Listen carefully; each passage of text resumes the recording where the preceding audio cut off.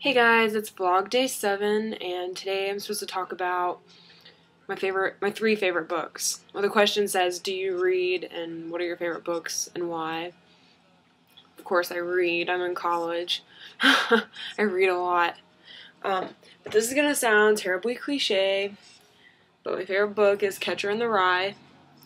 I know everyone loves that book, but I kind of feel like it's different for me. Like, I read it my senior year of high school, and that was just like an overall like confusing time for me with my boyfriend at the time, he already graduated. I felt so alone, and it's just like I literally looked forward to reading that book because it got me. Like, I was so angry and pissed off at the world for so many different reasons, and I felt so alone. And it's just like I read ahead in that book. When you're reading a book in school, they give you, certain days you have to read certain stuff by, and I was like, I read the entire book in like 3 days, and we had like a month to read it, and I was like so ahead. So I read it again before I even had to. So in the time span where you're supposed to read it once, I read it twice while I was in high school. I was crazy. As soon as I had to give it back after I had written a million papers about it, because we got a million choice assignments that we had to do, and every single time I picked that book to write about. So I had been attached to that book for 2 months. I went out and bought my own copy as soon as I had to give it back. Read it again, so I've read it at least 5 times in the past, like, year and a half now. I love that book. It's amazing because it's sort of like the message it sends to me is that like everyone's fucked up. So therefore, if everyone's fucked up and everyone feels like everything's fucked up, then I guess not everything's really all that fucked up. Because, you know what I mean? Like, that's like saying orange people are weird if everyone's orange. I mean, like, do you know? I mean, that sounds ridiculous, but you get what I'm saying. It's just like, it kind of gives you hope that like everyone else has these struggles and everyone else has these bad thoughts too. And I don't know. I love it. My other favorite book is The Amityville Horror by, oh god, what is his name? I looked it up so I wouldn't have to. I'm gonna try to think of it. No, I'm not. The Amityville Horror, the book that came out, Jay Anson. I was gonna say that, but I didn't want to get it wrong. It came out in 1977. I want to say that's how long after that happened. I think it was 2 years after it happened. Yeah, like a little under 2 years after the actual thing happened.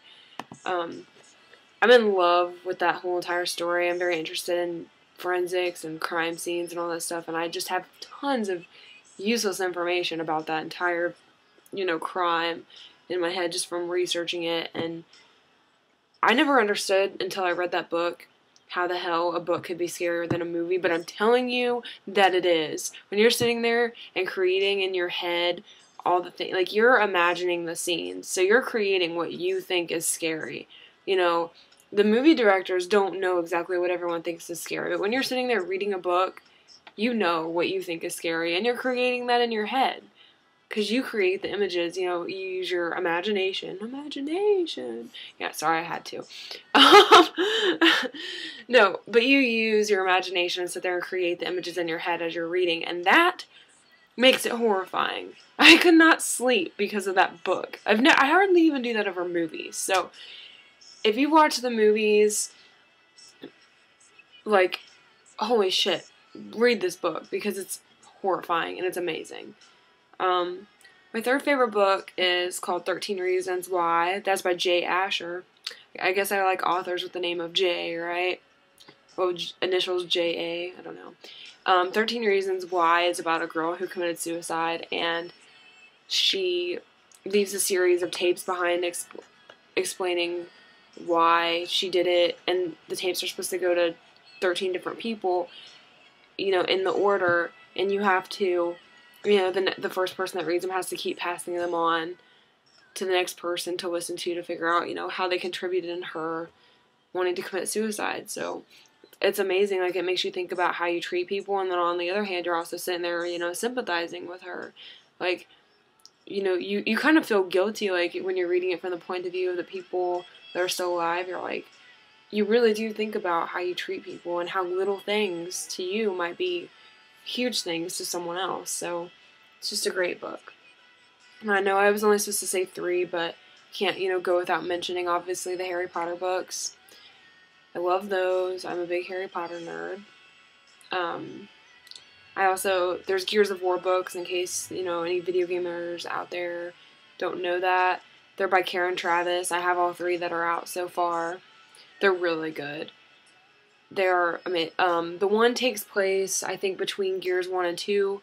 The other one takes place after Gears 2. It's called, I think it's Jacinto's Remnant. Yeah. So it's, and then I think the 3rd book, I haven't read it yet. It's called, Anvil Gate. Yeah.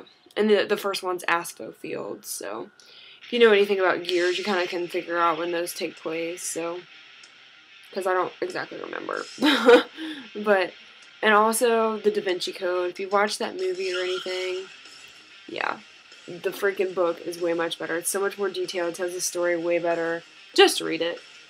So yeah, that was day 7, and that's what I like to read. See you guys later.